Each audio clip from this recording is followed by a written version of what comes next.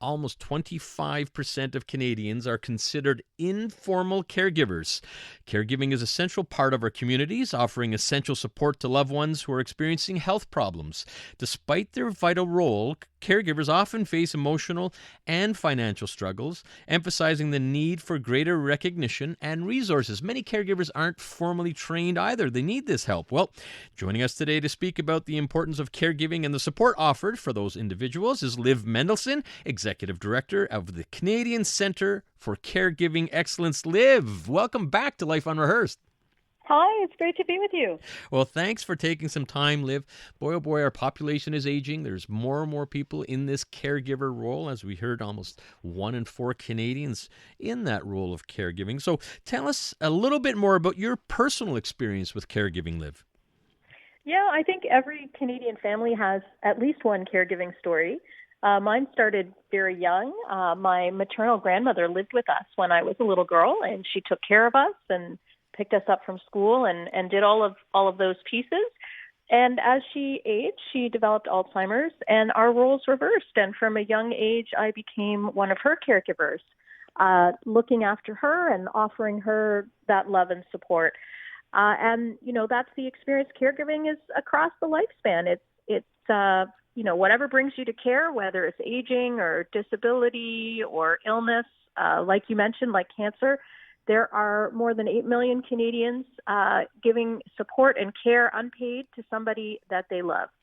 Just amazing, that statistics. And if you do think about it, and for sure we have our parents and grandparents, but also our children as well. And the caregiving role reaches a broad spectrum of people. Now, tell us about the Canadian Centre for Caregiving Excellence. What's the organization's mission? So our mission is to support and empower caregivers and care providers across the country, and really to make Canada the best place to give and receive care. We're an arm of the Azrieli Foundation, and so we go about that mission in a few different ways. We're a funder, so we support organizations and researchers across Canada to expand their services to caregivers and care providers, and we really focus on underserved communities.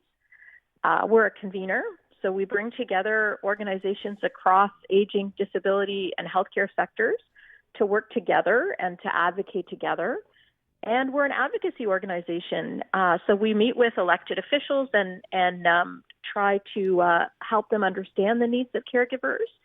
And just this past week, actually, Matt, we announced the first National Caregiving Caucus, which has MPs, 12 MPs from every party, from every political party across the spectrum, who are going to bring the voices of caregivers and care providers to legislation. There are 2 MPs from Quebec, one from the Bloc and one from the Liberal Party. And so we're very excited about that. That's a development, I think, that will make a big difference. And the other thing that we're working on is a national caregiving strategy, together with thousands of caregivers and dozens of organizations across the country. So we'll be bringing that to our Caregiving Caucus. Listening to Life Unrehearsed, Matt Delvecchio here, and I'm talking to Liv Mendelsohn about caregivers and what can be done to ease the challenges of caregiving. Liv, great news about that National Caregiving Caucus. So much advocacy work that you're doing there in your team. In fact, just 2 weeks ago, I attended a town hall meeting with one of our local Liberal MPs, Greg Kelly, and he had his colleague, Andre Fortin, who was the health critic with the Liberals here in Quebec, and much of that 2-hour meeting was all about caregiving. So I'm glad to hear that you're doing things on a national scale and getting the word out for caregivers, because you and your team see the challenges faced by caregivers on a day-to-day. And can you just give us an example of some of the challenges that caregivers are facing right across the country? Absolutely. I mean, caregivers, as you know, are not paid. They do this out of love, out of a relationship. Because they want the best for the person who needs care, and we're all going to need care at some point in our lives. But caregivers are really struggling. We know that from a national survey that we did, we know that a quarter of caregivers report poor mental health, really poor mental health. In one recent Ontario survey, 70% of caregivers said they feel regularly like they can't go on, but they do because they don't have a choice. So there's a lot of burnout There's a lot of hours in the day. The average caregiver, on top of their paid work, is providing 5.1 hours of care a day. That's more than 30 hours a week. So that's almost the equivalent of another full-time job. And there's also a lot of financial stress. Paying $1,000 a month in out-of-pocket expenses for things like incontinence supplies, services and equipment. So that's really, really tough for families. And some families are in a position where they're trying to decide, how do we do the best to support mom and still get, food on the table and the rent or mortgage paid. It's really tough. And the other group that's really struggling are paid care providers. So people like PSWs or home health aides who are underpaid. They become part of our family. They do the most intimate care for our loved ones, but they're underpaid and often unseen. And we've heard that from them that 80% of them have considered leaving the workforce in the past year.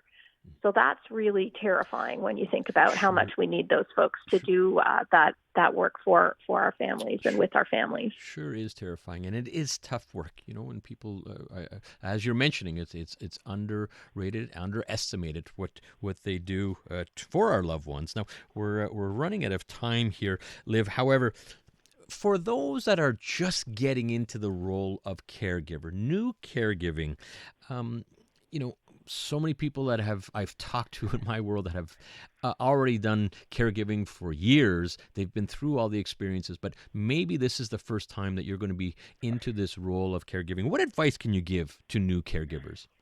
Yeah, you never know when that moment will hit for you. I would say, first of all, open up dialogue with your family and set up a support team so you know who's involved in this care and really, have those conversations in a more formal way so that everybody knows what roles people are ready to take on and what commitment they have.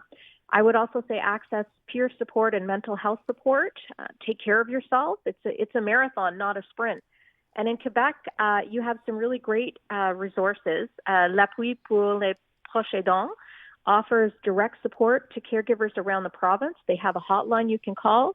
Lots of groups like the Alzheimer's Society or the Cancer Society also offer free programming. And at our center, we offer free online mindfulness and ACT therapy support for caregivers. So you can go to our website at canadiancaregiving.org to access those programs. And starting in 2025, they will be available in both English and French. All right, that's great, especially here in Quebec. Certainly appreciate that, Liv. You're doing such great work with your Centre for Caregiving Excellence. Let's repeat that website one more time for our listeners if they need to look out for a little bit more information. Yes, it's www.canadiancaregiving.org. And we absolutely welcome people to get in touch with us. We're happy to support. That's what we're here for. Thank you so much, Liv. Take good care. You too. That's Liv Mendelsohn, Executive Director of the Canadian Centre for Caregiving Excellence.